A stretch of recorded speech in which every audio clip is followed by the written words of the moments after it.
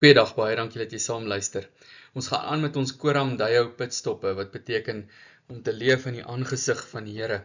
En ons subtema vandag is dan die hart wat God sien.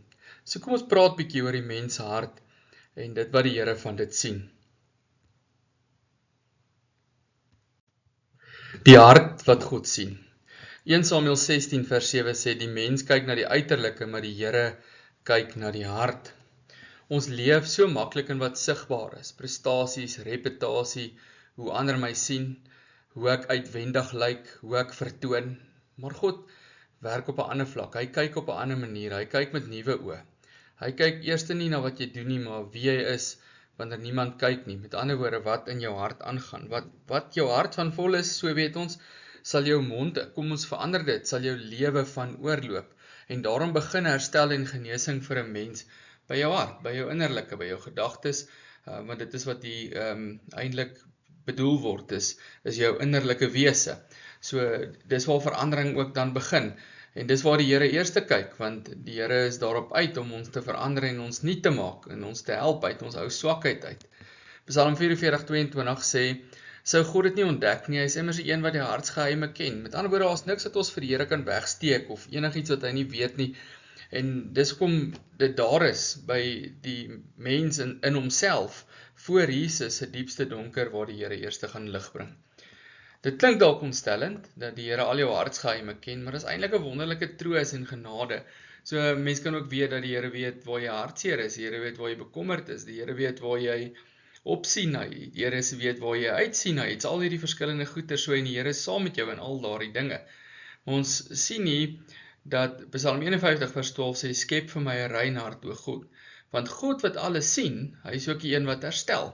Hy het die mens se hart gemaak, en hoewel die mens het in sy sondigheid vuil gemaak het en stikkend gemaak het, is die Here ook die een wat hierdie hart gaan herstel, en hierdie hart herstel het in Jesus Christus, wat die volkome rein hart gehad het, sodat ons stikkende harte met sy hart kon vervang word. God maak ons harte nuut in Jesus Christus ons Here.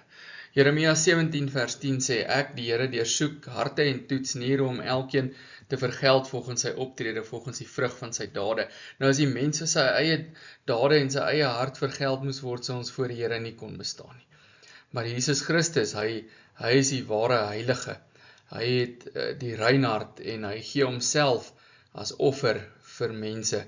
Hy dra al hierdie vergelding van die sonde van die mens op hom, sodat ons in hom vrygespreek kan word. So die Here breek ons harte oop, nie om dit te vergeld nie, want Jesus het dit gedra. Maar ons wat waarlik glo en Jesus volg, wat vervul is met die Heilige Gees, hy breek ons harte oop, en hy maak dit nuut om op 'n nuwe manier te leef en te dink.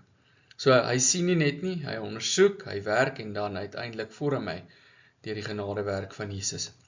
Jesaja 36 vers 26 sê dit so mooi, die profeet sê vir ons wat gaan gebeur, wanneer die Here eendag kom en volkome herstel bring, soos Jesus vir ons gebring het. So ek sal vir julle 'n nuwe hart gee, 'n nuwe gees sal ek in julle binneste gee. Ek sal die hart van klip, daai sondige hart, wat hard is, uit julle liggaam verwyder en julle hart van vlees gee. Die Here kom maak nuut. God gee 'n nuwe hart, hy gee 'n nuwe lewe, hy gee 'n nuwe uitkyk, hy gee 'n nuwe fokus, sodat ek en jy werklik voor hom kan leef, op 'n manier waar ons harte so vol is van hom, dat ons lewens van hom oorloop. Kom ons bid saam. Here, dankie dat u ons harte ken, dat u dit deursoek.